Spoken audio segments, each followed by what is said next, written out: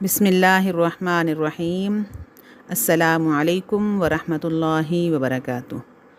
معزز سامعین، آج ہمارا موضوع ہے 15 شعبان کے روزے کے بارے میں، یعنی شب برات کے بعد والے دن 15 شعبان کے روزے کے بارے میں کہ یہ مستحب ہے یا سنت ہے۔ تو اس کو جو ہے اچھی طرح ہمیں سمجھ لینا چاہیے کہ جتنے بھی احادیث ہیں ساری ذخیرہ حدیث میں اس روزے کے بارے میں صرف ایک روایت میں ہے کہ شب برات کے بعد والے دن روزہ رکھو، لیکن یہ روایت ضعیف ہے، لہٰذا اس روایت کی وجہ سے خاص اس 15 شعبان کے روزے کو سنت یا مستحب قرار دینا بعض علماء کے نزدیک درست نہیں۔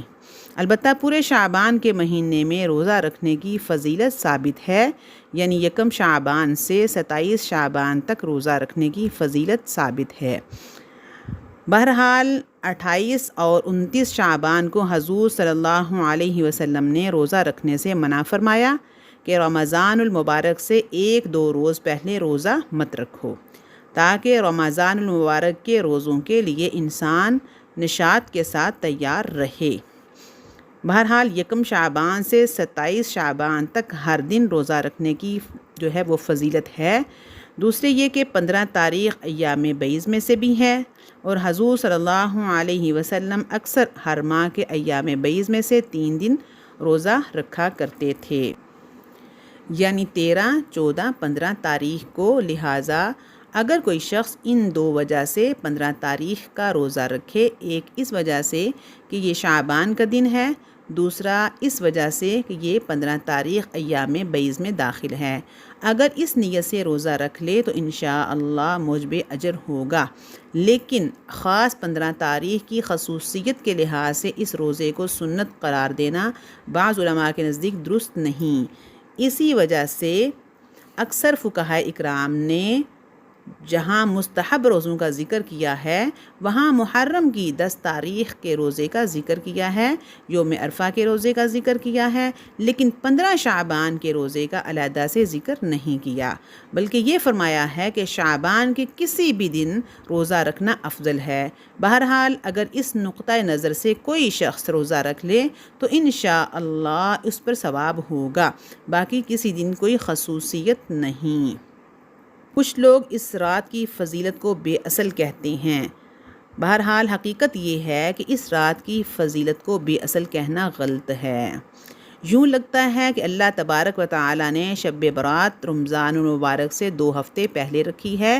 یہ در حقیقت رمضان المبارک کا استقبال ہے، رمضان کی تیاری ہو رہی ہے، رمضان المبارک کی تیاری کروائی جا رہی ہے کہ تیار ہو جاؤ، اب وہ مقدس مہینہ آنے والا ہے جس میں ہماری رحمتوں کی بارش برسنے والی ہے، جس میں ہم مغفرت کے دروازے کھولنے والے ہیں، ان کے لیے تیار ہو جاؤ۔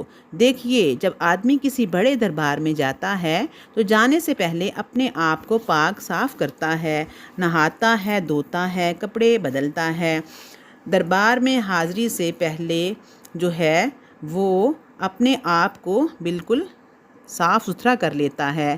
لہٰذا جب اللہ تبارک و تعالیٰ کا عظیم دربار رمضان المبارک کی صورت میں کھلنے والا ہے تو اس دربار میں حاضری سے پہلے ایک رات دے دی اور یہ فرمایا کہ آؤ ہم تمہیں اس رات کے اندر نہلا دھلا کر پاک صاف کر دیں، گناہوں سے پاک کر دیں، تاکہ ہمارے ساتھ تمہارا تعلق صحیح معنی میں قائم ہو جائے۔